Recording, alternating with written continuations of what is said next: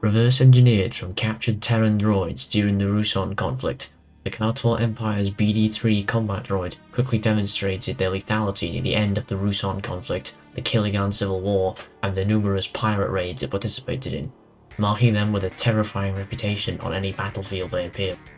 With orders from Imperial Military Command, the Okuna Robotics Guild was tasked to produce a droid that can be used as a heavy infantry support unit and as a quick response against heavy armoured vehicles. What was made from the remains of captured Terran Republic droids can only be described as the pinnacle of Imperial engineering at the time. The Okuna engineers prioritized mobility and armoured defense, fitted with not only a flexible inner frame, but also powerful reaction control thrusters that allow the droid to hover on standard gravity worlds, making it highly agile despite the heavy armour that surrounds the BD-3, which protects it from most infantry-held weaponry, with only dedicated anti-armour firearms capable of damaging the Imperial droid. This impressive mobility and protection did come at a cost, with the droid only having an operational time of 3 standard hours during combat, as it's only powered by replaceable energy capacitors. These E-caps can be swapped out when depleted, either by the droid itself or from their accompanying combat engineer. Alternatively, the droid can operate with an attached power cable, but this will strip all mobility from the BD-3. When it comes to weapons, the BD-3 would appear to be lacking, as the model does not come with any inbuilt armaments, and comes stock with 2 hand manipulators.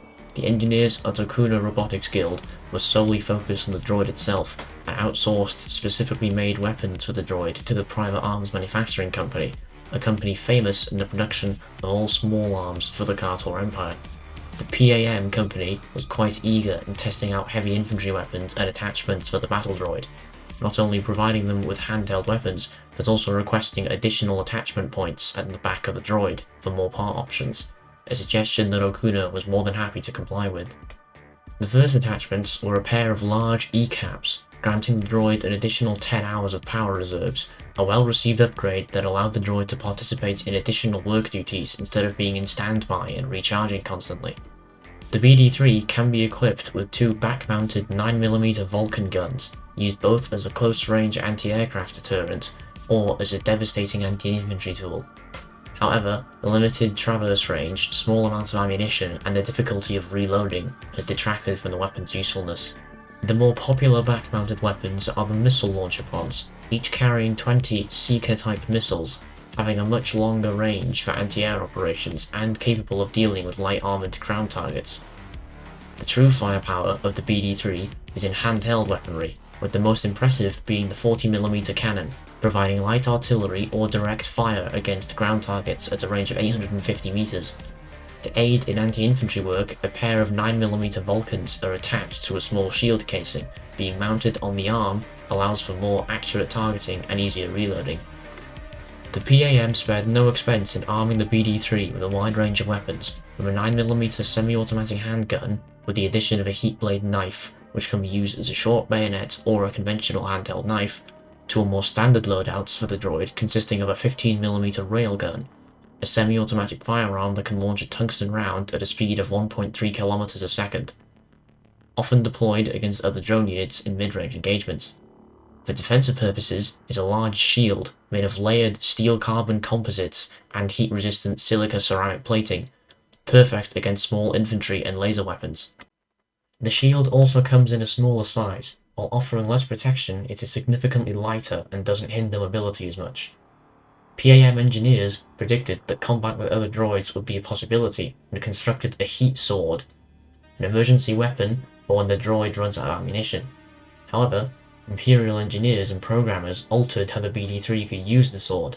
By combining it with the droid's speed, the heat sword became an armor penetrator, used to precisely eliminate the crew inside of tanks and other vehicles.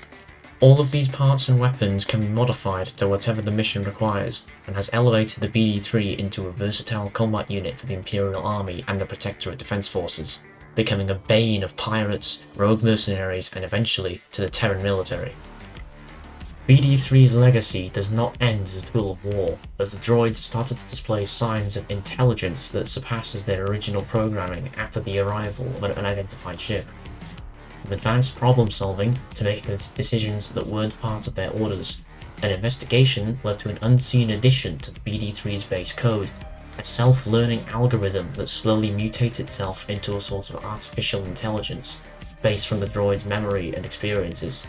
This mutation has led to the droid's combat performance to improve exponentially, with their ability to make decisions during the mission and perform more complex tasks increasing significantly. However, many feared that the droids would rebel against them, but the camaraderie between the droids and their engineering teams convinced the military higher-ups to allow the BD-3 to continue service for the time being. This decision would eventually lead to the formation of the Robotic Union and possibly secure the future for all sentient life in the Hegira galaxy.